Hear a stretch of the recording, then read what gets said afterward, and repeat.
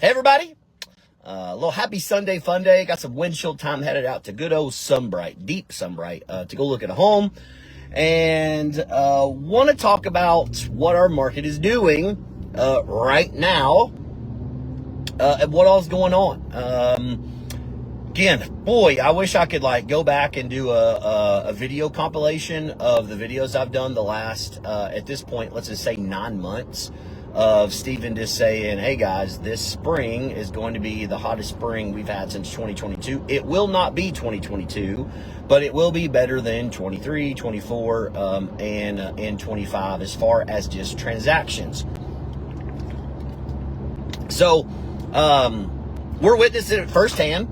We had I'll say just a very regular, I think even our year over year stats as a team, but we've grown, so it's kind of unfair just by the amount of referral partners and growth we've had just as now a brokerage and a team. It's kind of unfair to compare what we did, this December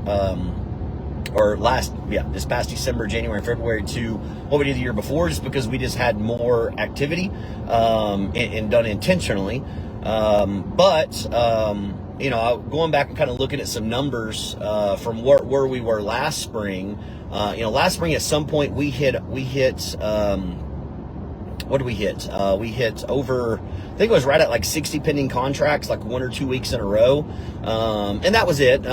We typically maintain, low 50s and the 40s through spring. And then, for the most part, rest of 2025, we were maintaining 25 to, 35 pending contracts, throughout the entire year.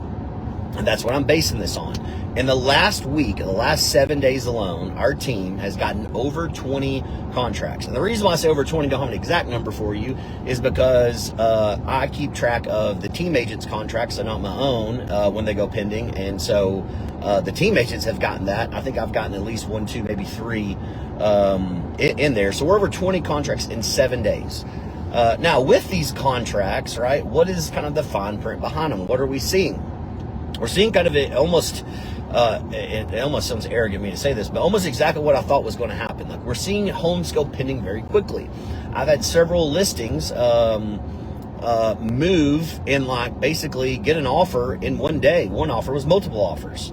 Haven't had that in a long time. Again, priced very strategically, one kind of went higher than what I thought. We ended up under contract about where I thought we should be. And then the other, basically it was a home run. They literally listened to me exactly what I was like, hey, here's kind of what I think you should do. Here's why. They said, Stephen, we trust you, go with it. Boom, we were under contract for that exact same marketing strategy, numbers, perfectly under contract. It's always great to see, because sometimes when I give advice and then it doesn't happen, I feel like an idiot. But again, it's educated guess. But it feels real good when you tell somebody, hey, do this, and your home should go pending pretty quickly, and you do that, and then it goes pending pretty quickly. So we've had that, but one thing to keep in mind, right? Homes are going to start moving quickly. They are currently moving quickly. Sellers are motivated. Sellers are coming in, especially the ones that's owned their home, arguably, let's say, before 2021. Tons of equity. If you owned your home before 2021 and you haven't refinanced, or especially cash out refinance, you're sitting on hundreds of thousands of dollars in equity.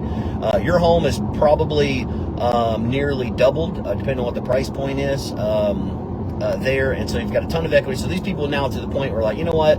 I've been here 2 years longer than I want to be here. I'm ready to go. I am willing to kind of accept the market value instead of what I think is, this unrealistic real estate value. So for sellers, right, price your home strategically. I think if you price your home high, again, if it's the make the move price, you're not in any hurry, do it, right? There's no big deal. That's fine, right? Just don't be mad at your agent.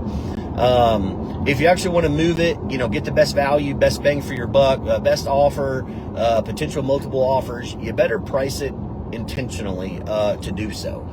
If not, then just keep lowering the price until something happens. Homes that I've had personally, even on the listing side, are moving. And we've had them for months and months, and some with no activity. I was talking to a seller 2 days ago. We've had it listed a while, and it gets a higher price on. We had 47 total showings. 47 showings since we've listed. That is a crap ton. Now, we've had a lot of back and forth offers. None of them has gotten worked out for just various reasons. Home sale contingencies, couldn't get terms, money just didn't work. But we're close. I can definitely tell we were very, very close to getting that home under contract. I feel very confident about the seasonality in doing so, especially with the time of year we're getting into now, where getting towards spring, school's going to let out eventually, and then, the flood. And then we have a ton of buyers. There's like, Steven, we're looking, we just don't see anything that we want. I'm like, hang out. Sellers are about to enter the market. Sellers are going to be entering the market here in late March, early April. So that way, by the time they actually get their sale done, school's over. They don't think to switch their kids' school division or school systems, and then they're rolling. But I think for sellers, whenever you come in, I think if you're coming in with the expectation that you're going to get multiple offers, you're lying to yourself. I think if you're coming in with the expectation you're going to get full asking price or some sort of crazy, out-of-state cash buyer, I can tell you the amount of sellers that I meet with, especially ones that maybe don't follow me on social media or maybe don't know me personally or kind of seen the history or watched me anything, they're like, well, what type of marketing are you going to do? And I kind of explain how the sleight of hand marketing is done by realtors and how they lie and fake and pretend they're going to do all this stuff. And, we have all these cash buyers and out of state, and that's who we're going to market to. Oh, crap. Shut up. That's not really a thing. There is no thing of out-of-state cash buyers website that no one knows about but them. There is no exclusive. I have exclusive database. I have an exclusive database too. You know how many people we have in there? Over 11,000 people that have inquired to basically buy in Knoxville in the last 7 years. Yeah, 11,000 people. So I have this exclusive database. No, those people inquired usually on some sort of third-party website such as Zillow, Realtor.com, Redfin, through Dave Ramsey, right? All these different platforms that's partnered with us, and they go in through boom, and they go in this system. But I hate to hear these people that kind of talk about that and give these people unrealistic. It's just so they can upcharge and do all this bait and switch crap. I'm dishonest. This is what's going to work. No realtor can do what some other realtor cannot. Vice versa. I can't do, everyone else can do exactly what I'm doing as well. So, going in with real expectations that a reasonable offer is good. And that's kind of what the tough part is, and I try to my best to create expectations.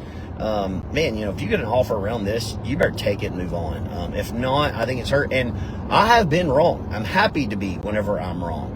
But I'm setting you up for probably what is the average, what is the median, what probably should happen. And there's always outliers of worst case scenarios and best case scenarios where it happens and it benefits you, and then otherwise it happens and it doesn't benefit you. So I think you have those different things. But going in, if you get a reasonable offer to seller, you still got to take it. Even I'm saying the market's heating up, but the market is not heating up to the point where every home's going to be multiple offers. Every home's going to be over asking price. People are waiving inspections, waiving appraisal. That does not happen. We are so far from that. I mean, we are 5,000 homes being sold and none listed away from that, which isn't going to happen. Inventory is still over 6,000. Very healthy level of inventory for our area. Now, affordable inventory under 300,000, 3-bedroom, 2-bath, maybe on a little bit of land, is still the needle in the haystack. Still really hard to find, really hard to come by. And yes, you price those homes correctly, those will still move pretty quickly, almost no matter where it is. And for buyers, the last couple of years, we may have like, hey, you know what? Go home, sleep on it. Let us know tomorrow if it's something that you want to do or if you have any questions. And there's still probably a little bit of that. But if it's a new listing, you better go. I've seen, especially on our selling side, where agents call me and they're like, hey, Steven, we had a showing booked on this one. 3 days after, it lists on a Tuesday, but a showing booked on a Saturday and then Wednesday goes pending. Like, what happened? Well, yeah, you got basically a great offer. You can't be waiting. And I've gotten calls where it's like, hey, Steven, I showed this 2 days ago. I had a listing in Oak Ridge, and I had 2 agents actually call me as soon as I took it pending. Like, Steven, we showed it 2 or 3 days ago. Dang, my people were very interested. They were just thinking on it. Like, I'm sorry, we had a great offer. Home went pending. So expect that homes are going to go pending quickly, and buyers, right? These aren't, you don't be throwing out insanely, 20% less than asking price, offers and think that you're going to be able to get it. It's not going to work. Now, there's still a great chance you get some closing costs, if not all your closing costs covered. That is still the market. We are still a buyer's market, in my opinion. But you just got to be willing to go quick. And I think that's your total all market update, right? Sellers, now's your time to get on the market.